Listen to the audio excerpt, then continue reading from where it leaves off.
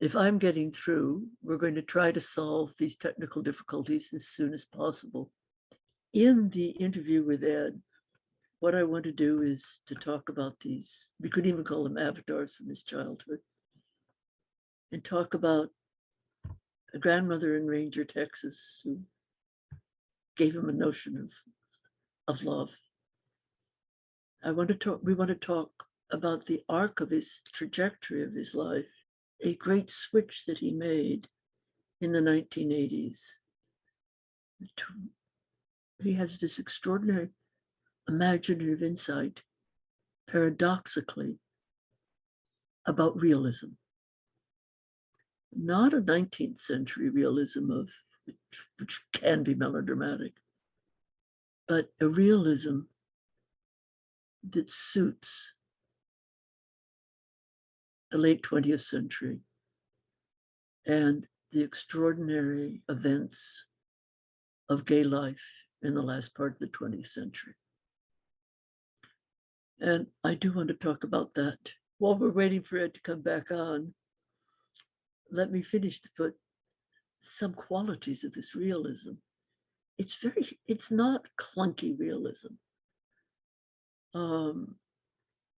It tells you, it gives you a scene vividly.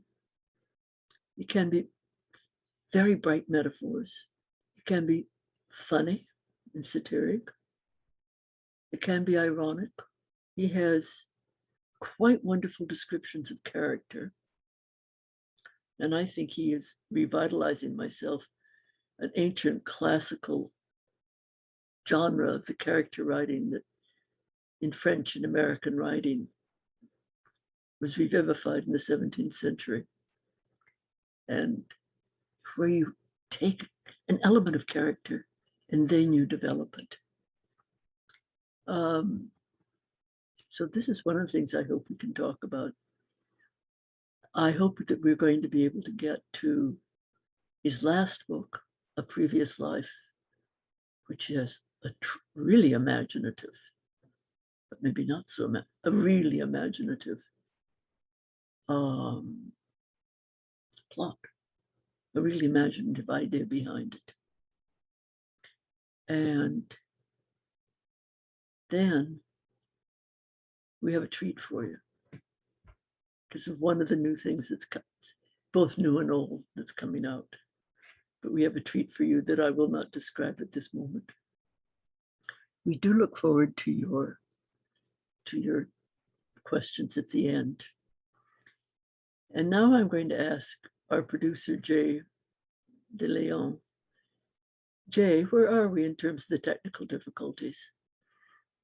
We have a number of participants there, and shall I just keep talking? Or what is our audience seeing now? Are they seeing me? Are they just seeing a picture, a notice of technical difficulties? But what's happening? I'm so sorry, everyone. I am currently on the phone with Ed, whose Zoom is giving him a lot of problems today, which is what caused the delay earlier. We're trying to get him signed back on.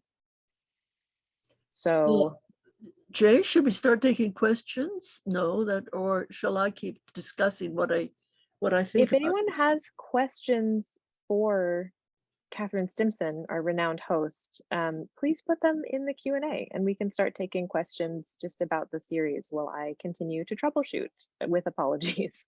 Or also, I would really, there was so much I wanted to ask Ed that what would our audience like? Can you give us in the Q&A some direction? Because I can talk more about his background and then we can focus questions even more sharply when he comes back. Or if you'd like to talk about the series, but I'm looking at the Q&A and I need some guidance. Here's an anonymous attendee. Can you fill in time by telling us more about his history of writing his books? Yes, I would like to answer this question live. And so here I go. It's a wonderful question. Thank you. what we can do is he describes always, he writes play. It's a boy he was writing. He was a very active imagination himself.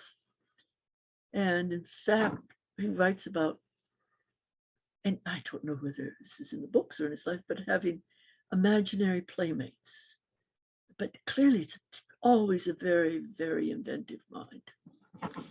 He then went to college. He went to a private school to end his high school called the Cranbrook Academy. And then he went to the University of Michigan, where he studied Japanese. He was then a Buddhist and he studied Japanese. And he writes about the influence of Japanese writing, the formality of it, but at the same time, the ability to look at quite extraordinary material. He came to New York, that great, great journey.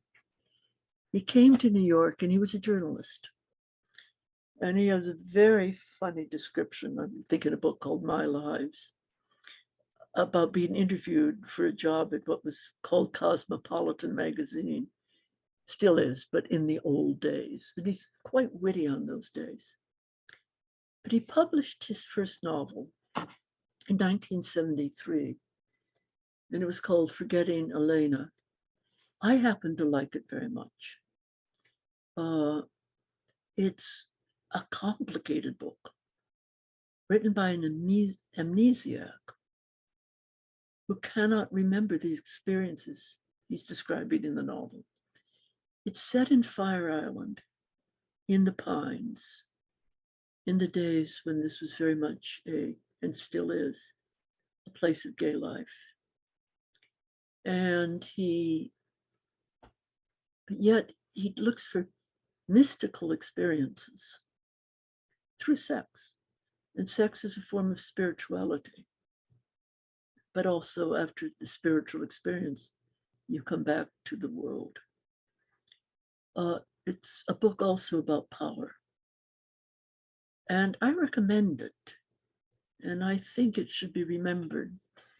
Then he wrote a novel, what he will describe in more experimental fashion.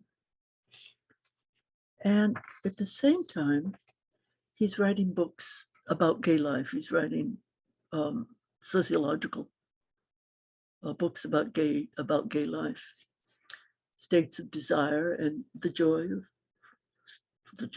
gay sex, which is really a description of how to live in this way. But what he will also write about, was that he sees the shifts in gay life in New York. And one huge shift is Stonewall, the eruptions of Stonewall. And then the next great shift that he writes about is, of course, AIDS. Now, he wrote a trilogy that starts with a book, A Boy's Own Story. And A Boy's Own Story is what many of you probably might know best. And it is about a boy looking back at his life, homophobic, internalized homophobia, but desiring men. And as many as you know, this book ends with the boy becoming a young man, no longer a frightened adolescent.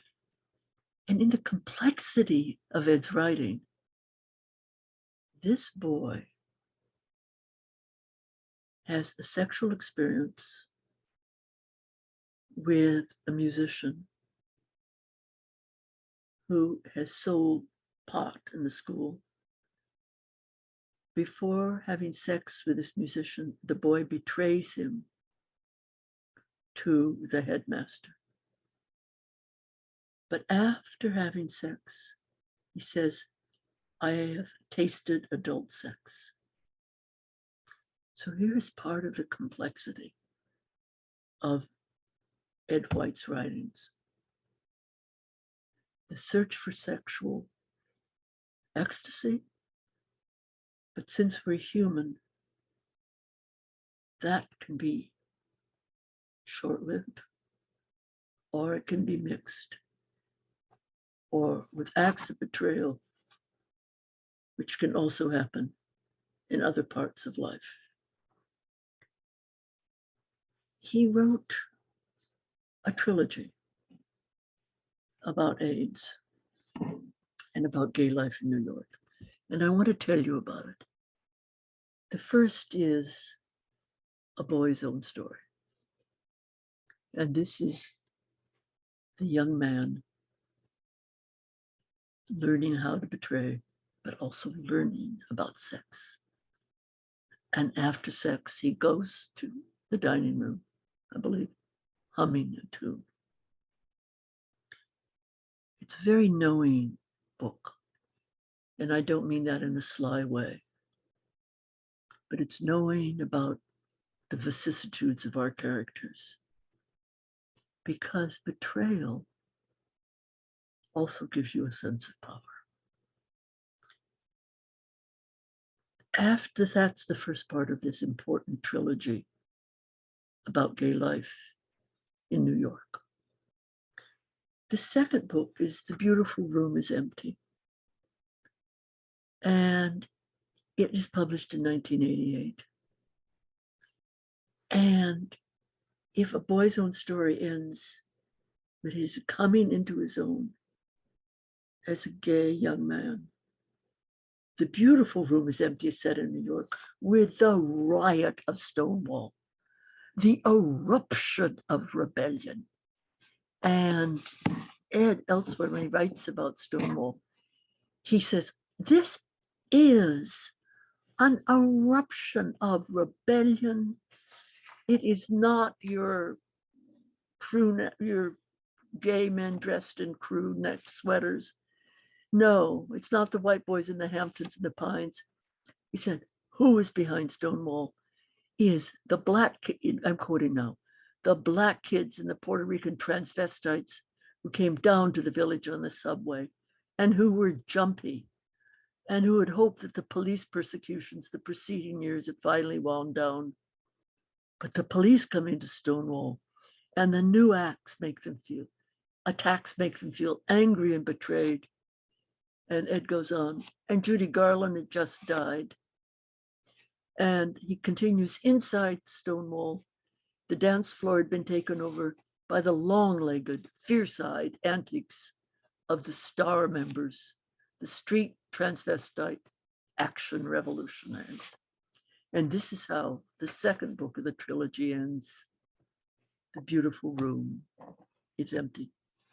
The third comes out in 1997. It's called The Farewell Symphony. And it is a novel about death. Friends die because of AIDS.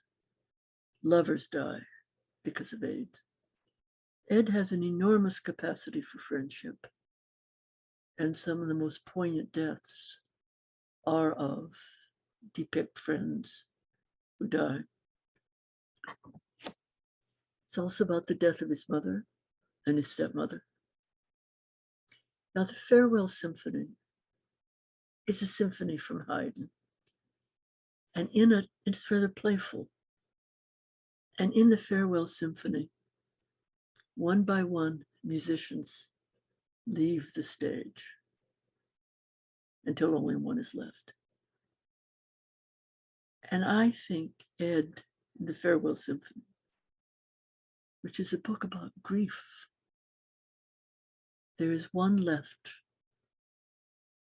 and that is the writer who is telling us the tale.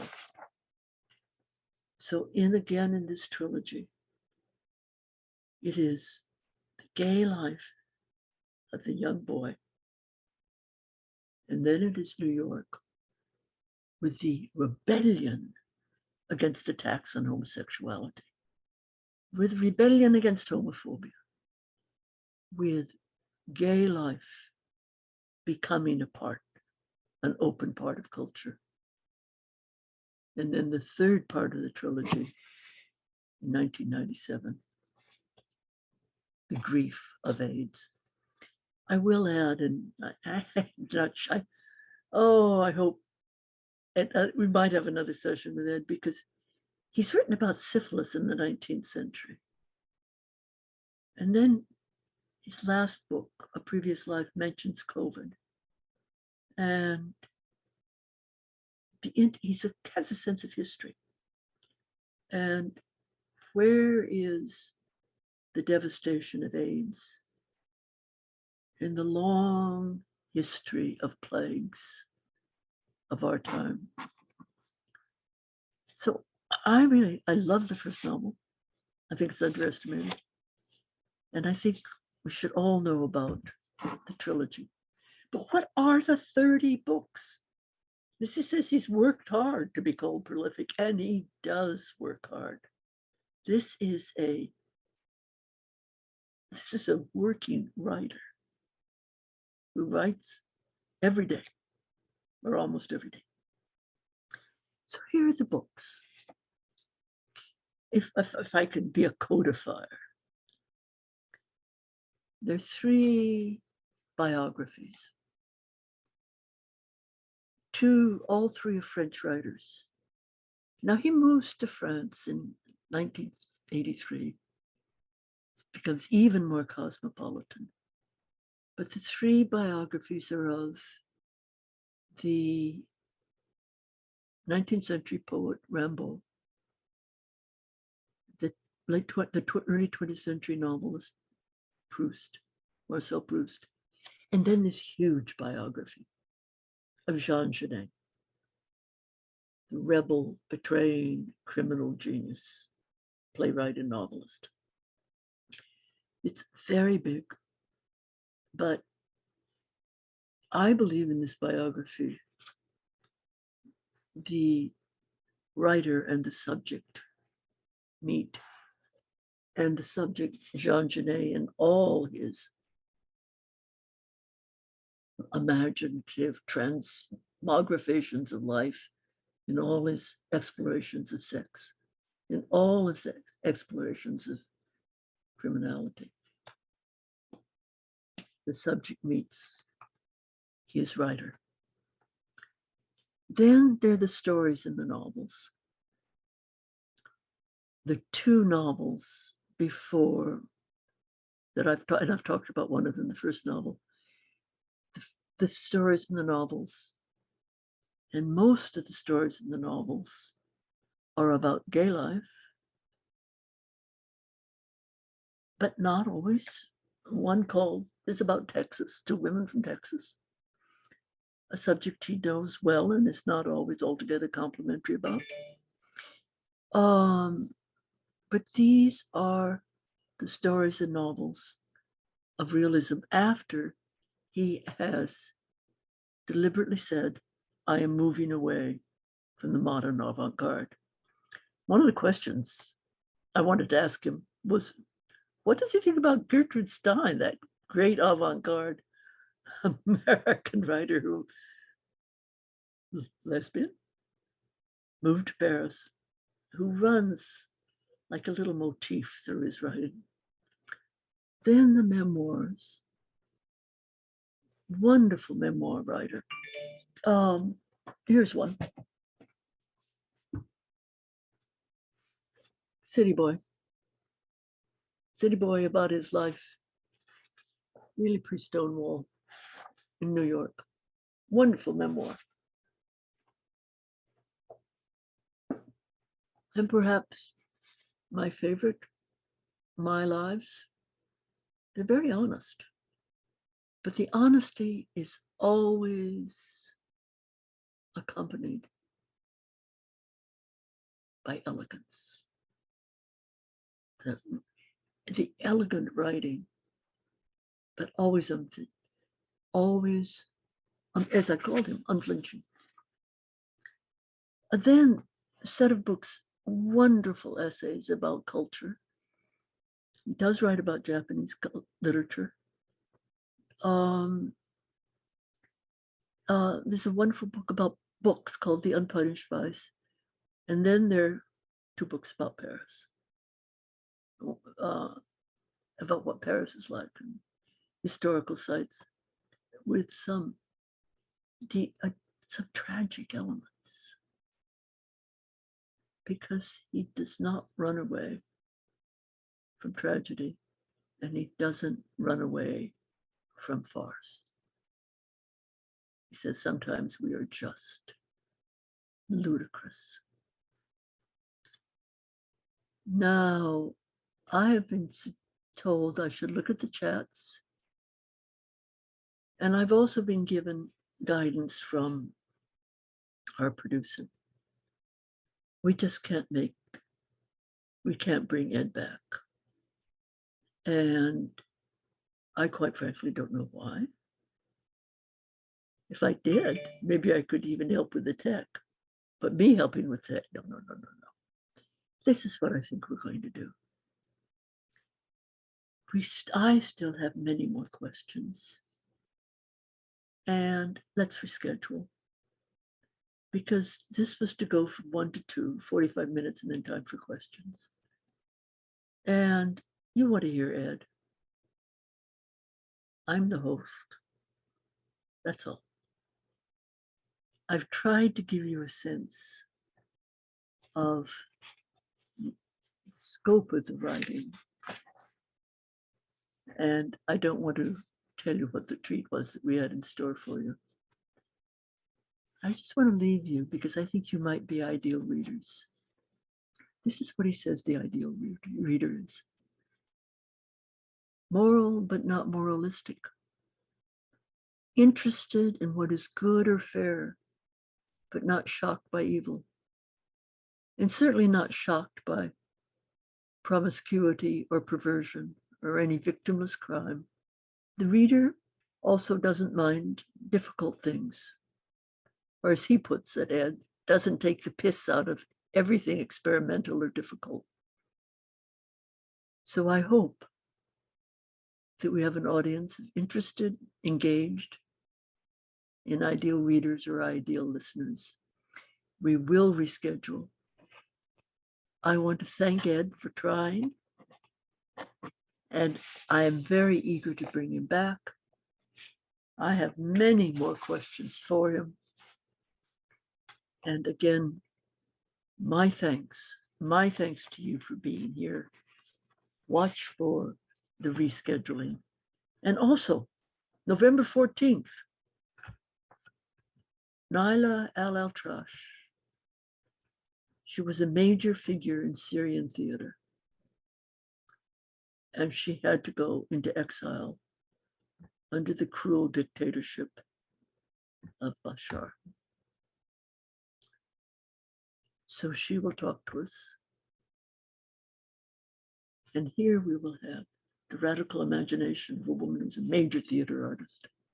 And now, what is it when you must enter into the indelible act imprinted on you of exile, forced on you, when you believe if you do not leave, you will be imprisoned or tortured. So thank you again. Stay tuned. We will reschedule. I hope I've given you some sense of Edmund White's writing. Welcome again to the autumn 2022 season of the Skirball Tapes. Thank you for being here. Some of you were with us yesterday when the conversation with Edmund White was scheduled. You will know, and now all of you will know, that yesterday we had some technical difficulties.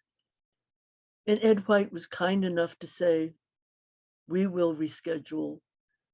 So here we are again, to my great pleasure. My name is Catharine Stimpson, and I am honored to be your host. As some of you heard me say before, what are the Skirball Tapes?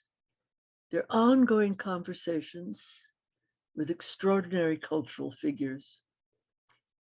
We look for the theme of radical imaginations and the creation of indelible acts. No gotcha questions here, no snark, humor and irony, I hope. Our spirit is one of curiosity, adventure, and quite frankly, wonder at acts of creativity. Today, I am so pleased. Our guest is one of the major American writers of his time, Edmund White, the winner of the 2018 Penn Award for Achievement, the winner of the 2019 National Book Foundation Medal. He is the author of 30 books, with more to come, a novel called The Humble Lover will be published in January. He is often called prolific. And I said to him yesterday, Ed, aren't you sick of being called prolific? And he said, I just want people to understand the work that has gone into that word. And he has an enormous work ethic. His vision, unflinching, but inventive and playful. He can be very funny. He is correctly called a founder of modern gay literature, but he ranges widely. We will speak for 45 minutes. Then Ed will take your questions for 5 minutes. So would you please enter your questions in the Q&A box on your screens. Edmund White, if you're ready, let's go. Now, the theme of the Skirball Tapes, as I said, is radical imaginations, indelible acts. And once you define the radical imagination in an interesting way, you said, in our imaginations, the adults of our childhood remain extreme, essential. We might say radical, since they are the roots that feed luxuriant later systems.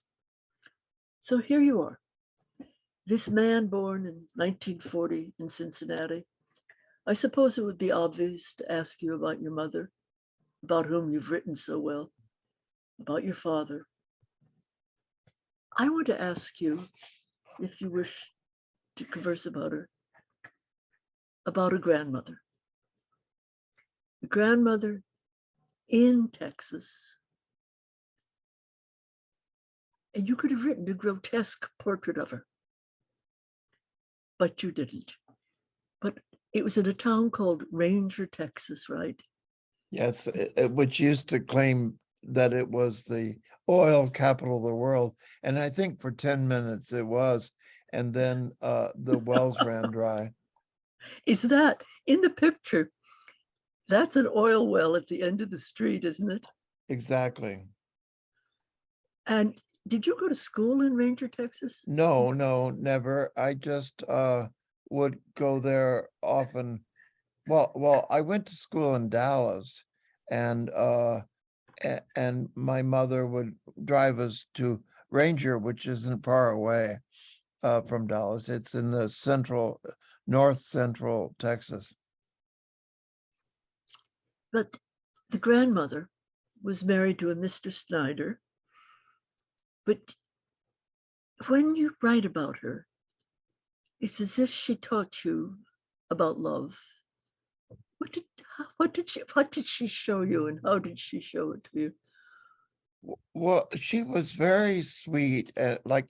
For instance, when my mother moved up to Chicago, she would write her every day of her life.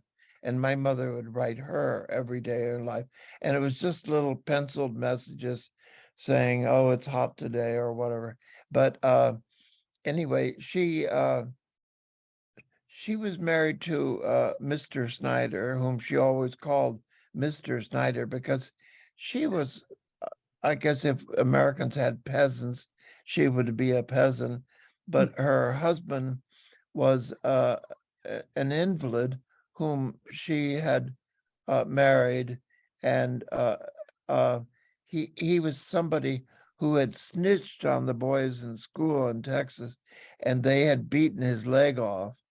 That's typical Texas story. And so he was he had a wooden leg, and he couldn't fend very well for himself. But my grandmother, who was considerably older than him, uh, took care of him and adored him and called him Mr. Snyder because he was so exalted. He was a professor of mathematics. Now, is this the same professor that wrote the racist books? No, that's my other my other grandfather. White was a uh, he, he said he wanted a job. His family were farmers, but he said he wanted a job out of the sun. So that's why he became a professor. And it's a good slogan for all of us. Yeah. And anyway, he wrote 3 joke books about blacks, and they were called Senegambian Sizzles, uh, Chocolate Drops from the South, and Let's Laugh. And they're all about black people being frightened by the lightning or whatever. Big children, big children. But as I read your books, and when you talk about what it was like to grow up in these circumstances, you seem to have had an instinctive understanding that this was wrong and that this I think wasn't funny. partly because my mother was very although she was born in Texas, she was very progressive. My mother ran a clinic for mentally retarded and brain damaged children at Cook County Hospital in Chicago, and so she worked with black people all the time, and it was a free clinic, and she had absolutely not a tiny ounce of prejudice, and so and she would invite black people to her parties and everything, which was unusual in the 50s. And so I think from her I got the idea that my other grandfather's racism wasn't a good thing. And the grandmother, you write that from the other side of the family, she said that you say that she taught you a warm, genial, general love that didn't depend on knowing who you were exactly, but just was given to you. Yes, she was very sweet and funny. Like my mother, when she was about 6, went to a camp meeting and was saved by these Christians, and she came back to her mother and said, "I've been saved, I've been saved." And her mother said, "You've been no such thing. Go right to bed."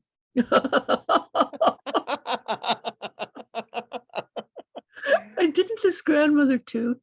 Because you're a cook, you're notable as a host and a good cook. Didn't this grandmother feed you biscuits and say, have another biscuit, have another biscuit? Yes, yes, have another. Yes, and we were all a little chubby, I'm afraid. But still, unconditional food, Ye- unconditional love. Yeah, fried chicken and okra and biscuits But Ed, with gravy. of course, of course. But the story of Mr. Snyder and the violence in it, a scene in your writing that stays with me is a scene where you're being beaten by your father. And actually, often your mother instigates your father to beat you. And the child being beaten, oh, for example, is often the child resists. And you write at one point when you're being beaten with a belt. In that moment, the vital energies retreated out of my body into a small, hard gland of bitter objectivity, a gland that would secrete its poison through me for the rest of my life. What does that mean, Ed? You're also known for being genial. I hope I am genial, but I'm also very good with disappointment and with pain, and I'm kind of a Buddhist, I suppose. As a child, I was a Buddhist, and my that grandmother that we like, uh, all my relatives were up in arms because when we went to Texas, because I wasn't a Baptist like them. And my grandmother said, if that poor little thing wants to be a Buddha, let him. You love this grandmother. No wonder. No Yeah. wonder. If he wants to be a Buddha. But also, um, as a child in these conditions, you had love, you had support, you had a somewhat detached father. You were this precociously intelligent, bookish child. You had imagination. You write about your imaginary friends. Yes. What was one of them named Cottage Cheese? They were called Tom Thumb Thumb, um, and Cottage Cheese, and I can't remember the other one. But I gave those names to my friend Yi Yun Lee, and she's writing a book about them. About all three of them? Yes. Georgie Porgy was the other one. Cottage Cheese was a very sensible, nice, undramatic girl. And Georgie Porgy was extremely friendly, but the other boy was rather violent and lived apart from us. He lived in the woods. Did any of them represent your greatest fear as you were growing up, at least as you write about it, of being called a sissy or being thought to be a sissy? No, I don't think so. I think they were fairly consoling friends, except Tom Thumb Thumb, the bad boy, was bad, but he wasn't bad to us. He just lived in the woods behind our house. Where our house was, it's all been pulled down and the whole thing's been turned into a nature reserve. But there you are, this imaginative child, artistic child. You said yesterday you thought at one point, like an angel, you wanted to play the harp. But didn't you also like to perform? And in some of your writing, you talk about liking to play rulers. Or Yes, I definitely did. And for instance, when I was in summer camp, when I was maybe 12, I uh, uh, d- did my own version of Boris Goodenough and played the records, and I trooped around with a red blanket on my shoulders and a crown. And then later, before that, in Dallas, I did an adaptation of Molnar's The Bluebird, and I was the king. I was always the king, and but usually with a very sexy, kind of domineering adjunct. but one of your themes, of course, that you write about with such subtlety and at the same time very straightforwardly, are the power relationships among men. A master-slave relationship, and I do not want any misunderstanding here, a master-slave relationship that is chosen out of desire and psychological hope or need. Yeah. And it's one of your themes that I hope people do not misunderstand. It seems to be one of the things that some people find a bit shocking, and you're writing about the master. And is the root of it, I don't mean to oversimplify you, it'd be a great mistake ever to oversimplify you, but the root of it is this, the child compensating with the fear of being called weak, sissy, homosexual. I think with regard to my father, I felt totally powerless, and he never would let us talk at the table. If I would say pass the butter, he would throw a spoon across the table and knock me out. Ed, this is My family is so crazy that I had a shrink in group therapy in the 70s, and she asked me not to talk anymore in the group about my family. It was upsetting too much to other people. but Ed, you're a survivor. Yes, but that's that little hard essence that I talk about in the brain. I mean, where you're determined to survive, and I am a survivor. The story about the spoon.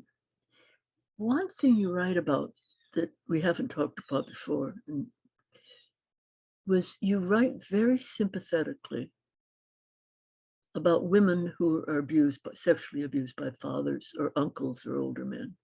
Well, my sister was raped by my father, really, and then when she was 13, and she luckily she miscarried, but my mother was so awful in her way. My mother was sweet, but also awful. This will give you a glimpse of how awful. My sister, when she was about 22, said to my mother, who was in her 60s, Daddy raped me. They were drunk together. And Margie, my sister, said, Daddy raped me, and my mother said, was it good? What? Yeah, that's how crazy we are. But you compensate for the craziness by your art. Well, my sister's she was just here for a visit, and she's a wonderful person who ran an adoption agency, and it was the first one in the world where she put up children who were HIV positive up for adoption openly, and people said, this is crazy, no one will adopt those kids, but she had a lot of success. The novel A Saint from Texas, Saint in Texas. A Saint in Texas, has some of these scenes, doesn't it? Of Saint from Texas. I just looked over and that's what I'm sorry, Saint. Yeah, well, thank you. Yes, it does. I mean, when I was in a fraternity in college, I had a Southern friend in the fraternity, and he had two sisters who were called Yvonne and Yvette because their mother read movie magazines and loved those names, but she was in Texas and she didn't know how to pronounce them. So she didn't know it was Yvonne and Yvette. So she called them Yvonne and Yvette, and they got used to it and they would never let us change it back. I recommend that people read A Saint from Texas. In fact, in my stack of Ed White books, there it is.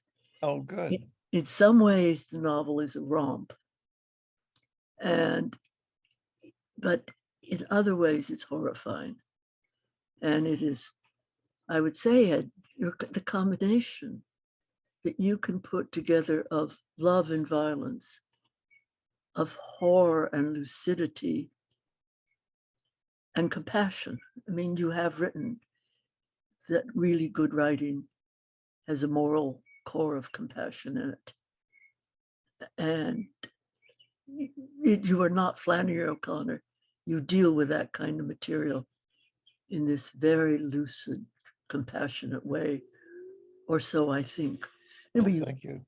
you go to college, make the rite of passage, and I'm still trying to see you as a fraternity boy. I'm sorry, Edmund White, I I joined am it. having trouble seeing you as a fraternity boy. I joined my father's fraternity in order to pacify him, and then I didn't go very often except for free meals.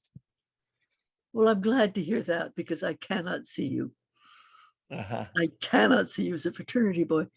But you studied Japanese in college. Chinese. Chinese, you studied or Chinese at the Mhm. University of Michigan. And what is it that you learned from these studies? Well, I think I always knew I wanted to be a writer, but I grew up in boarding school at Cranbrook in Michigan, and I got friendly with all the painters at the Art Academy across the street, and they were very. It was the height of abstract expressionism, and they were very hostile to any kind of intellectual or rational discourse. They felt that your instincts. So I felt the same thing. So I didn't want to study English or creative writing. I wanted to study something entirely different, and so I chose Chinese. And you learned from it. I You didn't did. just sort of sleep your way through the classes. You learned Oh, from it. oh yes. I mean, when I graduated, I could read a newspaper in Chinese. I can't now. I've forgotten, But you also write very well about Japanese literature. I love Japanese literature. And I mean, the Forgetting Elena is based to some degree on the Tale of Genji and the Pillow Book of Sei Shonagon. Well, that's very interesting because I had that Forgetting Elaine is your first novel. It's published in 1973. And it is supposedly set in Fire Island, but it's so much else than a romp through Fire Island. Well, And the Pines.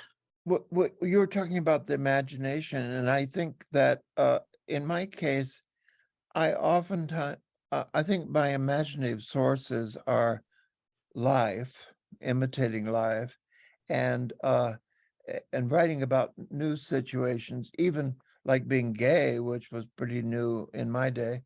And then the other thing is through imitation. So imitation of other works of art.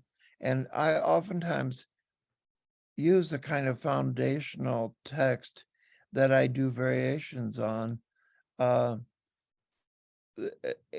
in order to updating them. And for instance, like um, Hotel to Dream was a novel of mine about Stephen Crane. Crane. Here, And hold up. Wait, right just a sec. okay, I There think it is. I think it's my best book. I really do. But anyway, it it it turned out that Stephen Crane wanted to, he wrote a book called Maggie Girl of the Streets about a young girl prostitute. And then he met a boy prostitute and he wanted to write a book about him called Flowers in the Macadam or Macadam or however you say that word. And he was talked out of it by his best friend who said, no, you'll ruin your career if you write about homosexuality in 1890. So he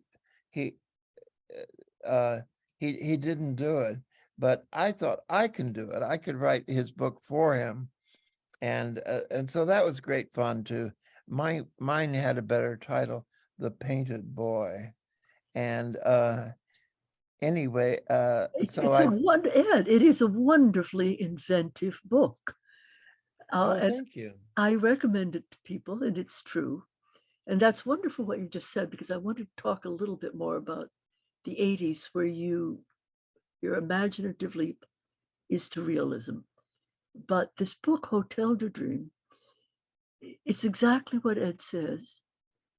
Stephen Crane, the American writer of the last part of the 19th century, wonderful writer, Red blood, the Red Badge of Badge of Courage, Courage.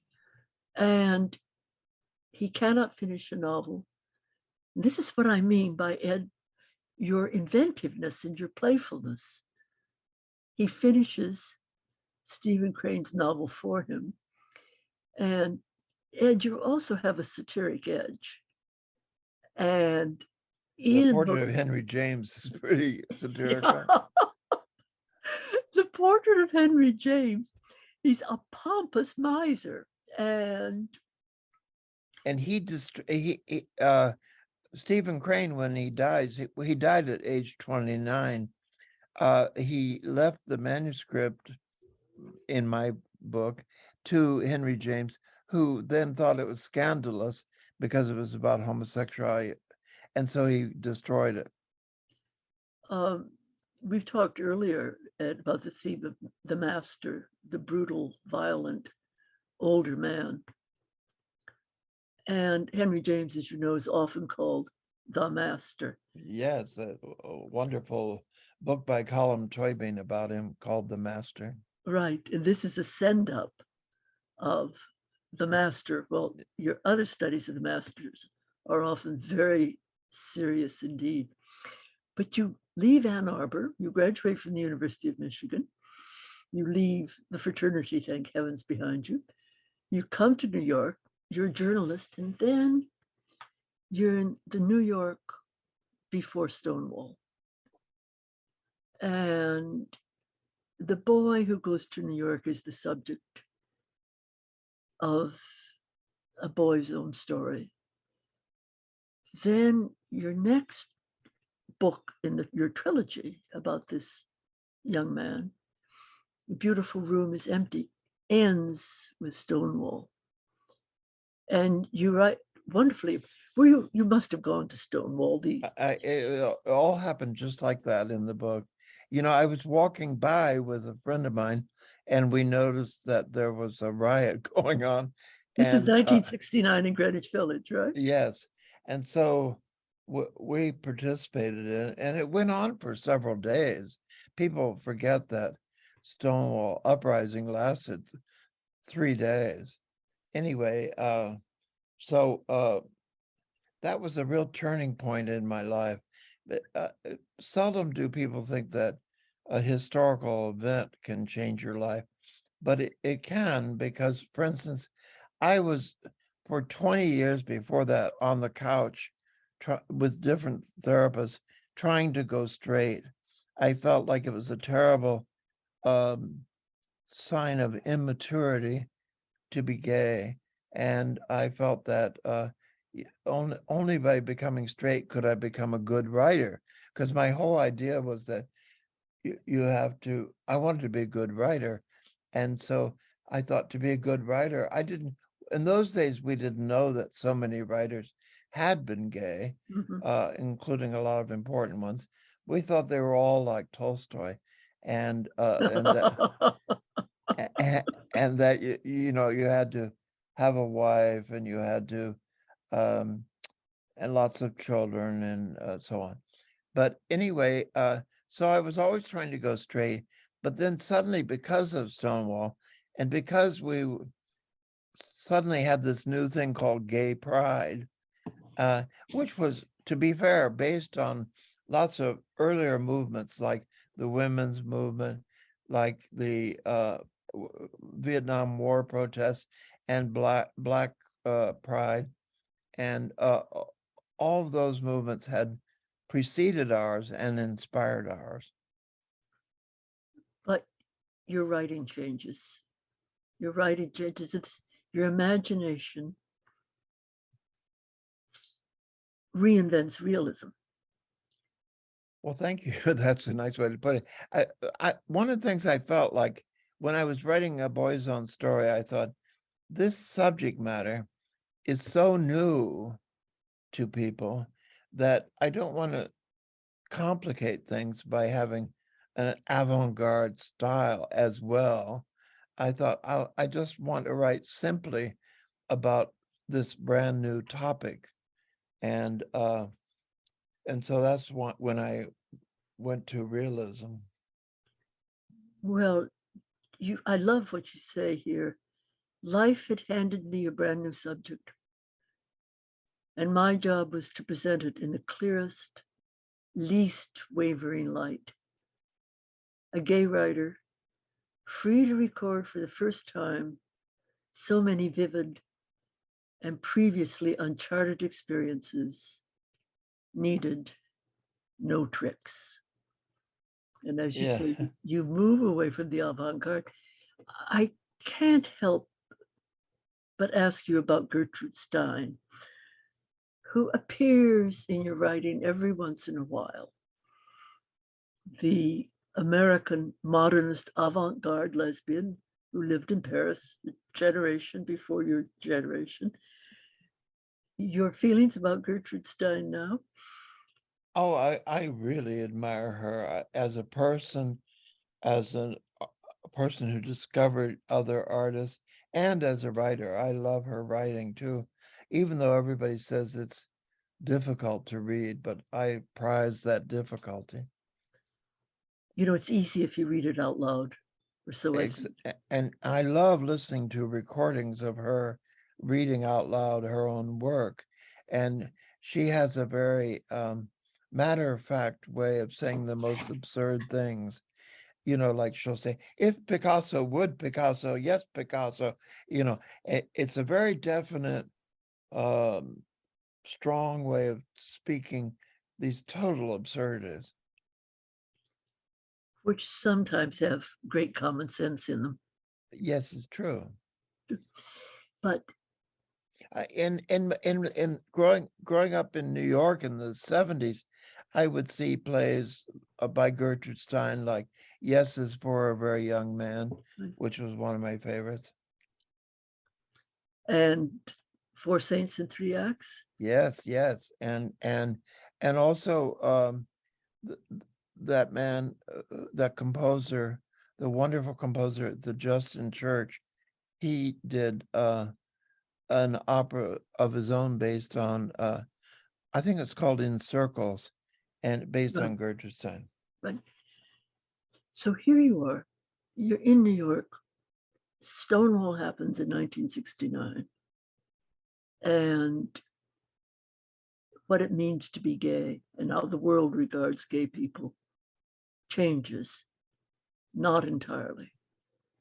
And you also say in the modern library edition of A Boy's Own Story, which is a genuine American classic now, you say, I was resolutely hostile to any external censorship.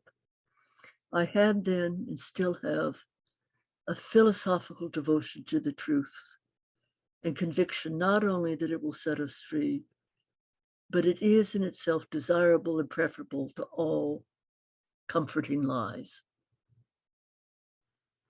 For me, this conviction is both moral and quasi-scientific, an urge to study social phenomena and intimate responses that have never been identified before. Yes, well, you know, I think in the word novel, there is the idea of novelty, Right. and and I think that it's a great present to a writer to give him something new to write about. And in my case, it was such an obvious thing to write about gay life, not just, I mean, of course, other people had written about it, like Gore Vidal, but the thing that was new in my generation was that we were writing for a gay audience. I mean, we weren't writing for straight people. We didn't have to explain where Fire Island was. Our reader already knew where it was.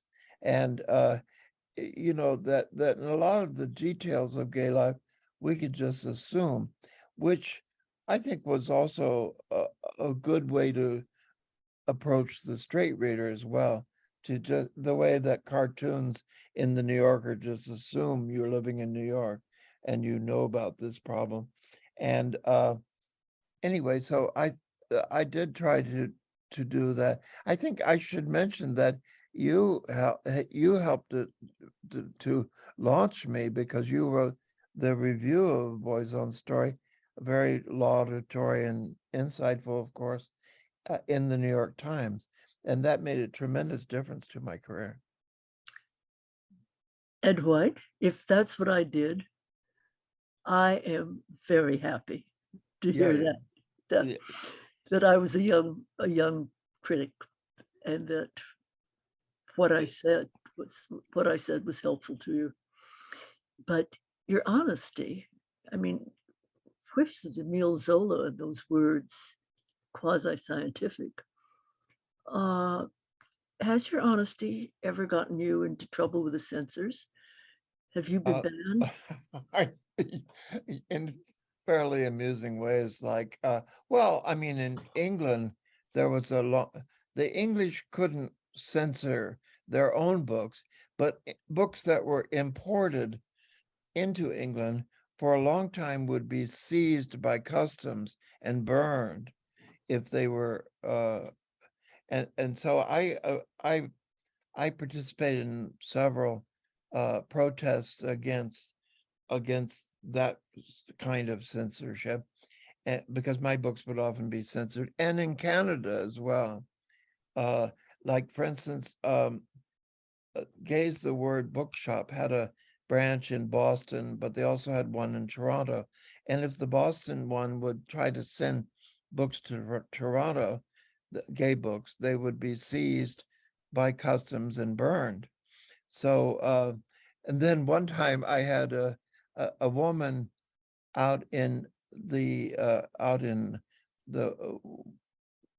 British Columbia, wanted to buy a copy of The Joy of Gay Sex, but she thought it was The Joy of Cooking. And Well, in a sense, it was. and when she got it home and looked up chicken, she she and they had a kind of de facto censorship. That is, that if someone would complain about a book, it didn't have to go to trial, it would just be removed from all the shelves. And Canada had that for a long time. Well, I'm appalled to hear that that's happening in Canada. Now, as you know, there's a wave of censorship now over lesbian, gay, bisexual, transsexual materials, Yes, and about race, yes. racial material. Why do you think now, other than political opportunism, what is it about America now that is permitting this new wave of censorship? Well, I think it's partly that, like Southerners, Christian fundamentalists have just become aware of these books. I mean, I don't think they were, like, my people used to say to me, "Aren't you worried that your Baptist Texas relatives will read your books?" And I would say, they don't even know I'm a writer. And they certainly don't know that in their bookstores, they would never have my books. And because they buy Baptist books and about the Bible. And it's true that I think it's taken a long time for the religious right to become aware of all this stuff. But but also in terms of your work, you write a boy's own story about the coming of age of a very smart, self-aware young gay boy.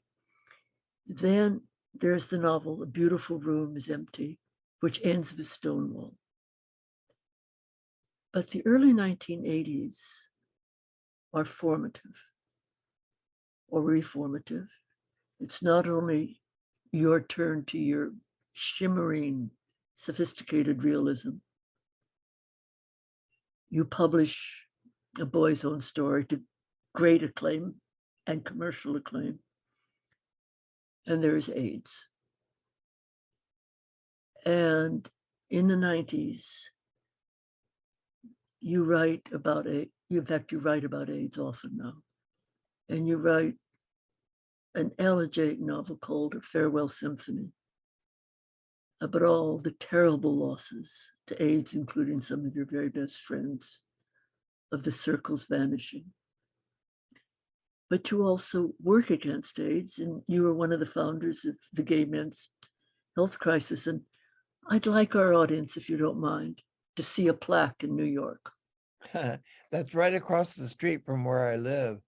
And I had never known about that plaque, but when we bought this apartment, we had to have a meeting at 8 a.m. So we didn't have the keys to this place yet. So we made a reservation in that guest house, and it's a guest house across the street, and we stayed there. And it was the first time I saw the plaque, and I was so astonished to see my own name on a historical plaque. Well, I don't know if people watching us in this program can see us, but it says the first permanent home, Gay Men's Health Crisis. And there are the names of the 6 founders of the Gay Men's Health Crisis, ending with Edmund White. Those early meetings, what were they like? I was the first president, and I was rather tyrannical. I would say, "Oh, shut up, and we're going to vote now." And and I also later was the director of creative writing at Princeton, and I was the same way. It brings out a very nasty side of me, position of power. And so that's why I've avoided it in my life, because I'd say, "Oh no, let's vote on this." But anyway, I resigned, uh, seeing this terrible character flaw, and handed it over to a charming man who was very handsome, and very good at business, Paul Popham, and everybody admired him and was in love with him. And I thought, he'll be perfect because he'll get everybody to do his will. And so anyway, those early days were kind of, when I look back at it, sort of shows how feeble the gay community was, because we I moved up right in 83. I moved to France, and I was a very good friend of Michel Foucault, and then he died of AIDS in 85, and his survivor, Daniel Defer, started a group called AIDS, which was like the Gay Men's Health Crisis. And our first step had been to have a disco party as a fundraiser. Their first step was to go to the Minister of Health and get her to set national policies. And, I mean, and it was so pathetic. All we could think of was like this little fundraiser at a disco. And they could think in big national terms. Well, because they were intelligent, and France is a better country than ours, and so on. But anyway, it was a big difference, the way we reacted. But the Gay Men's Health Crisis did turn out to be a good thing. I mean, it provided lots of, well, our original idea was to alert people about AIDS, and to underwrite research, and to take care of the sick. And those were our 3 goals. And I think we did. I think Gay Men's Health Crisis managed to do those 3 very well. How many of your books would you say are elegies for AIDS and its devastation? Well, Adam Mars Jones, who's an English writer, he and I got kind of fed up that everybody who wrote about AIDS was a doctor, and that it was always medicalized and treated as a condition, and from the outside as a disease. And we thought we'd like to show it in fiction from the inside, what the experience is like. So we did a book together called The Darker Proof that Faber published as a paperback original. And then later I added some more stories, and I published my own book and he published his own book, but of those stories. But I did write a lot about AIDS in that time. Then in The Married Man, I wrote a novel about, I was married to a Frenchman who died of AIDS, and we had quite a saga going through. He lived with me in America for a while, and then when he got so sick, we had to go back to France because he didn't have the proper insurance here. In those days, you couldn't insure a gay person couldn't insure a domestic partner. And so we didn't have any money, so we had to go back to France. And I went back happily. And there he got complete free care in the best hospitals. I mean, he still died, but anyway, I went through all that, and I wrote that book about him, A Married Man. I mean, we're almost out of time.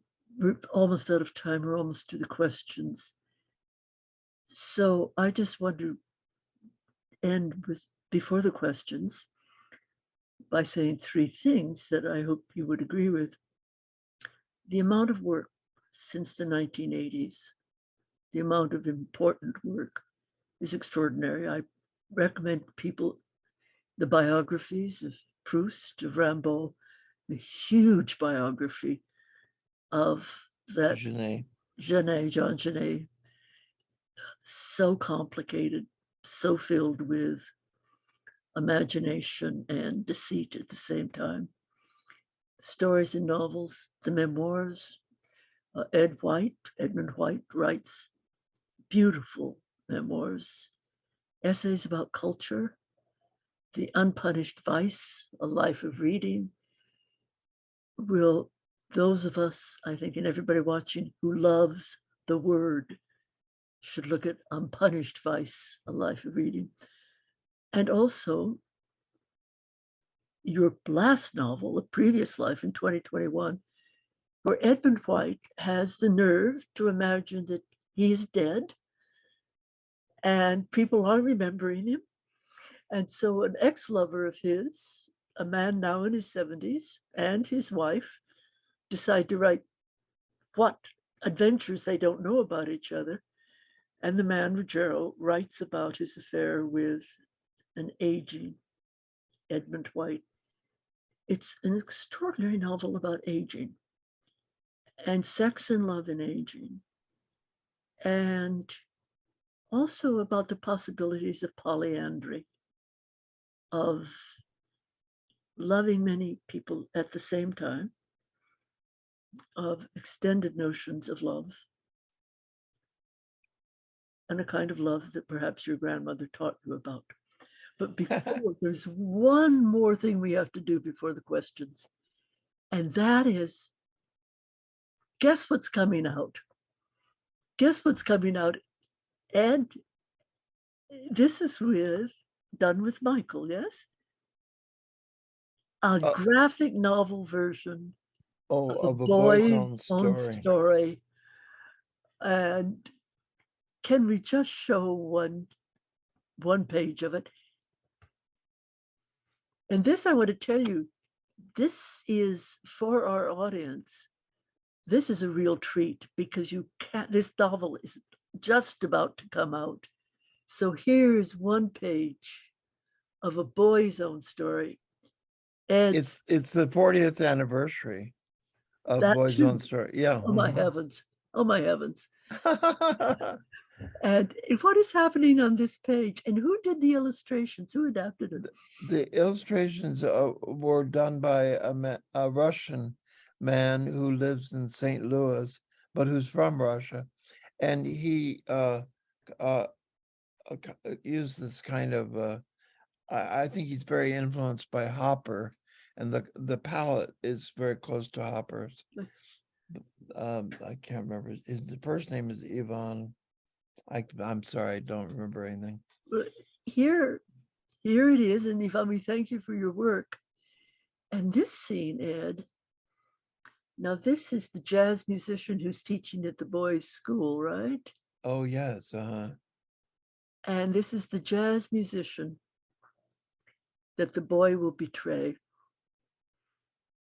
And Yeah, in real life, I did do that. I betrayed that man, and it was the worst thing I ever did. And when I was writing Boys on Story, I thought, am I going to have the courage to write about this terrible thing I did? That the one man who I had sex with, and that I told on him, that he was giving us all marijuana to smoke. Because I had asked my therapist, I said, is marijuana a gateway drug? Oh, yes, it is. You'll all be using heroin soon. So I thought it was my duty to turn him in. But anyway, it was the worst single thing I ever did in my life. but Ed, you wrote about it. I did. And this is your realism. Yeah. Your realism and your honesty. Yeah. Yeah. And that gives your realism its sophistication. And sometimes it's terrifying moments at what we're capable of. Thank I you. want to thank you, but will you take a question? Sure.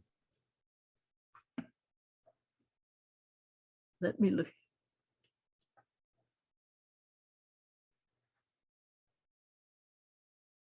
I don't think there are any, probably. There are. What fuels your prolific writing? The fear of death. Explain. Well, I keep thinking, I've been HIV positive since 1985. I've had a heart attack and 2 strokes, and I'm pretty much housebound. And I keep thinking, I must write this now because I won't be alive after tomorrow or the day after tomorrow. And so I'm always clattering away at the typewriter. So it's a very different kind, a good kind of blood pressure. Yeah, right.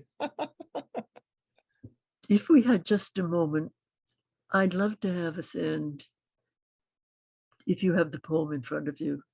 I don't. Let's go to another question. All right. I'm sorry. It's a, oh, here. I see a lot of music CDs behind you. What is music in your writing life, and what musical sounds haunt you? Well, my father and I, as you might have gathered from what I said, didn't get along very well. He was a civil engineer. He almost never talked. He had been a cowboy when he was young. He was like John Wayne in his looks and his behavior. But the one thing he loved was classical music, and he was a patron of the symphony in Cincinnati. And he stayed up all night long working and would sleep all day. But in the night, he would play this wonderful, rapturous music. His favorite composer was Brahms, but he liked all music up through Stravinsky. And and so I got a love of that music, of all classical music from him. And thank you. Thank you very much for all that you have written, all you're going to continue to write. You've written about the writer, I mentioned this before, the writer should show moral compassion, write with speed and lightness, but also to tell the truth artfully. What you said is you look at models of the past, great models of the past, but write what is before you at the same time. Yes, yes. I think though the imitation and imitation of life and kind of the influence of great works of art. I think we all look forward to the 31st book and this 32nd and the 33rd. Good. And may you continue to write with your realism and inventiveness, playfulness, and deep honesty. Thank you so much for being here, Ed. It really has been Thank a you for privilege inviting me. Oh, it was to lovely. talk to Edmund White about Edmund White. Wow. And The Edmund White you invented. no, the Edmund White I read. The Edmund White. Thank you again so much. Okay, thank you so much. Lovely. Take care. Good day. Bye-bye. Everybody have a good day. And next month, Naila Alatrash, theatrical figure in Syria, now in exile in the United States. Goodbye. Goodbye, everybody.